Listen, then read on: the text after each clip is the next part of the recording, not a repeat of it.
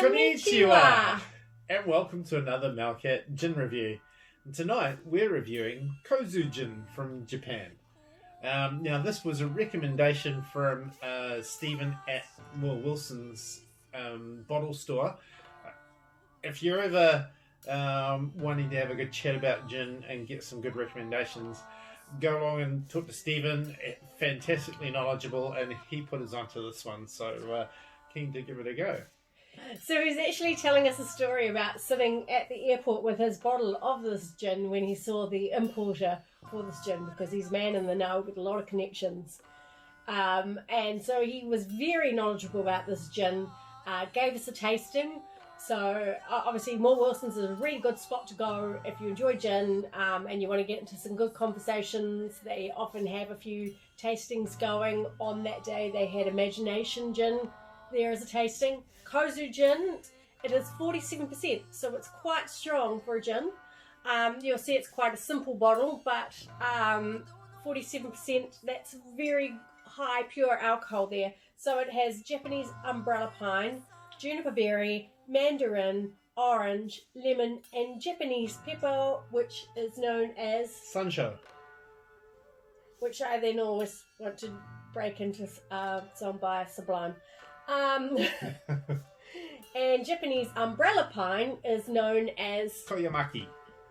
So the word Kozue is actually the Japanese word for the tip of the pine. It's to do with the umbrella shape of the pine.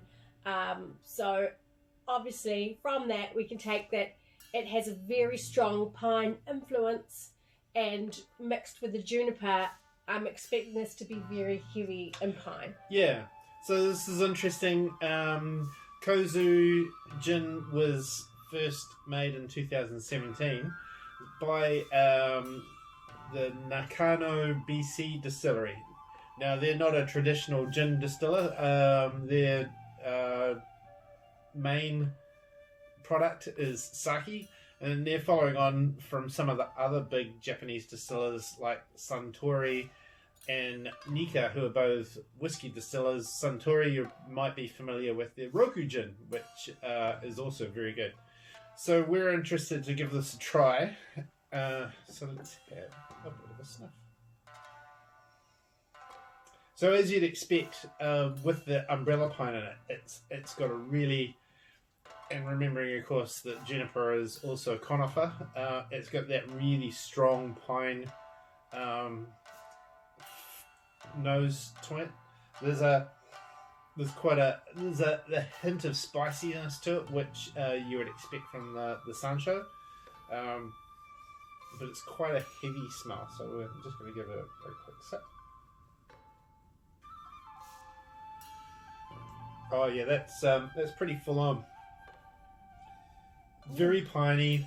The initial taste is quite smooth, and then you get quite a kick from what I'm assuming is the Sancho. So really piney, quite heavy, and I would describe it as an oily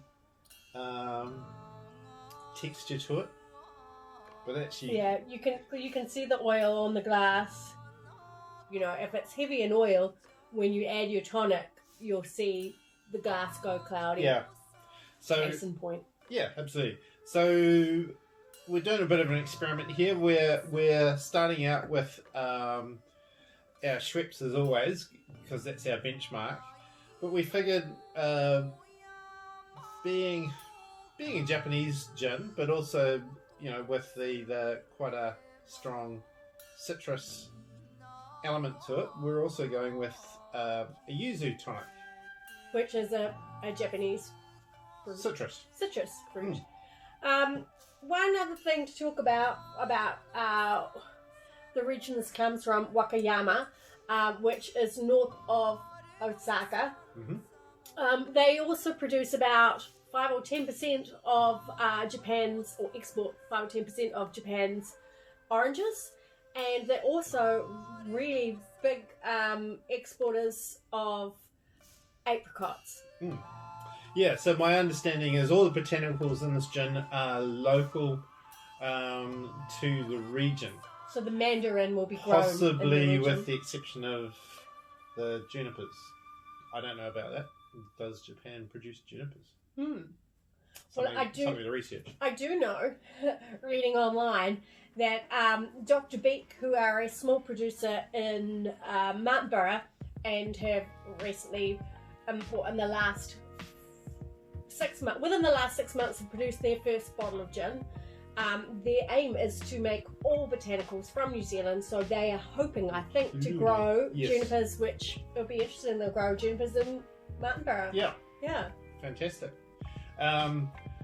If you're wondering, so juniper, I think, traditionally comes from the Mediterranean region. I think a lot of juniper comes from Cyprus, from memory. Someone might correct me on that. Was it also from Macedonia? Yeah, which is not too far away from there. Yeah. So from that, you would assume they like a hot and dry climate. So maybe Martinborough might work. Yeah. I understand can be quite tricky to grow because they're one of those plants that is unusual in that they have male and female plants, so they have to cross-pollinate between the two plants. Like kiwi fruit. So if we can grow kiwi fruit here, maybe we can grow juniper. But I think we can off the track a little bit. Time to try our G&T. So I'm going to start with the Schweppes, and then you can start with the Yuzu. Yeah. Cheers.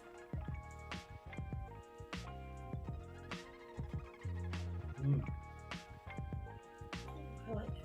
Oh, I like that a lot.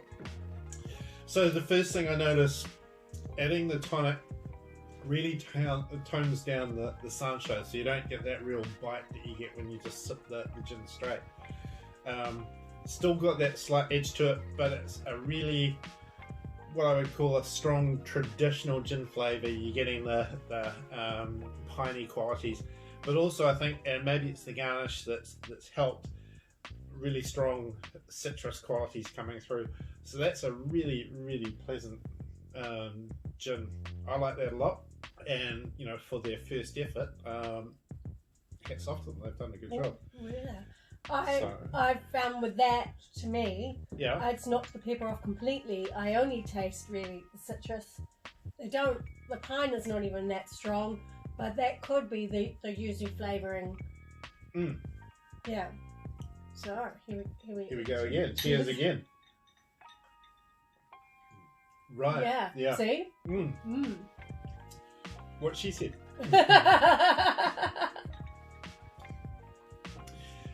So my final point on Kozue gin would be the price point. So this we got from Moore Wilson's at $79. You basically round up $80. Yeah. $80 bottle. Yeah. So you compare that, and we have a bottle here. Here's our bottle of Roku gin. Same size. Same size. They're both 700 mils. This is $55 a bottle. So you look at those two. Which one looks the most expensive? That certainly looks like sort of the premium quality bottle. It's quite a lot fancier. This one's quite plain, and I understand when it's packaged in Japan, it's actually comes in a cardboard tube, much the same way as a bottle of whiskey does, and hence it's quite a plain shaped bottle, almost a bit like a whiskey bottle. There is a difference in ABV level. So yes, that is a higher percentage alcohol. The importer, in their wisdom, decided to take the cardboard tubes off because that would make it even more expensive to import, and so it would be even more expensive on the shelf to you. Just an interesting contrast. We haven't actually done a review of the Roku. We do enjoy Roku, obviously. There's only a little bit left, and I had been saving it to do a review. Yeah. I probably don't need to save that one because it's only $55 a bottle. You might need to get another one. Why not another one? There you go. That is Kozue gin. Gin is winners. Cheers. Cheers.